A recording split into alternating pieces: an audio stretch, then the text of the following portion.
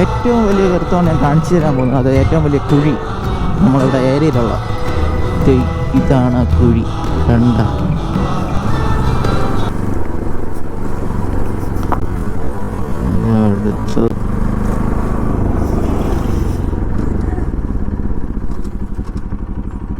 ഇതാണ് പുതിയ അന്താരാഷ്ട്ര തുറമുഖം. എവിടെയാണ് ലോറി പോയാണ് ഇതൊക്കെ